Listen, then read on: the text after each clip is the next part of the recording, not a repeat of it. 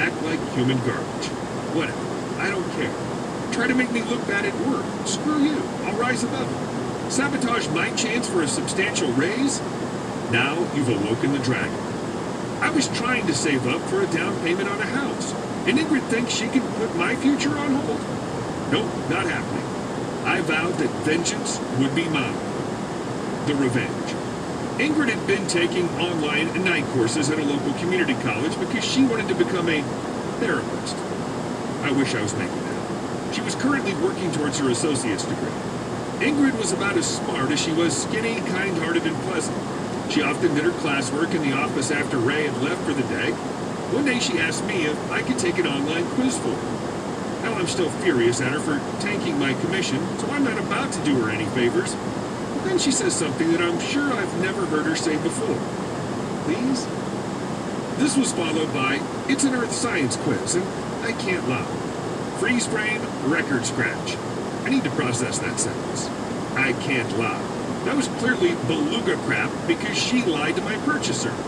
It also was a huge paradox because here she was asking me to take a test for her. But she didn't mean any of that. She meant, I can't lie and deny my faith on an earth science quiz because I believe that the earth was created in literally 7 days and is only about 6,000 years old, and humans lived at the same time as dinosaurs. She needed someone who knew and understood what the Cretaceous period was to pass a test to keep her from failing. And just like that, I had my plan on a silver platter. Sure, I could take the test and she'd have to repeat the class and that'd be inconvenient. Or I could be a real son of a bee. I opted for the latter. I told her that I would take the test and any other for $20.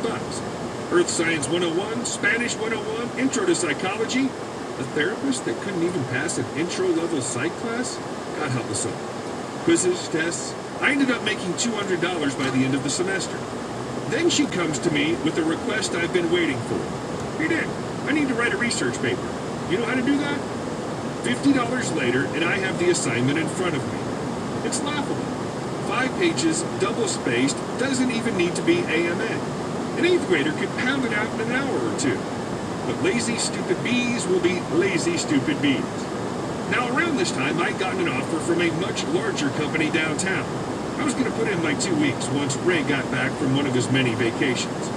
I had an opportunity to ruin her life and an exit strategy. I set to work. I literally Googled research paper for class name and grabbed the first one that popped up. I changed nothing but the name and the date. I put in my 2 weeks, and the week before I leave, I give Ingrid her paper. She doesn't even proofread it. She just turns it in and goes along her merry way. What happened next, I heard secondhand from Sarah after I left. The professor immediately knew it was plagiarized and got the dean involved. Ingrid was so stupid that she even tried to use the truth as an excuse. I didn't plagiarize the paper. The guy I've been paying to do all my coursework did it. She was expelled from the institution for academic dishonesty and plagiarism, barred from any of the satellite schools or affiliate programs, and refused a refund on her tuition. Her dream of becoming a therapist shattered into dust as all the nearby community colleges were part of the affiliate program. She was financially ruined, left with no savings and a semester of student loan debt. On my last day, I made sure to poke my head into her office to say, "Thank you, Ingrid, for everything I learned from you while working here.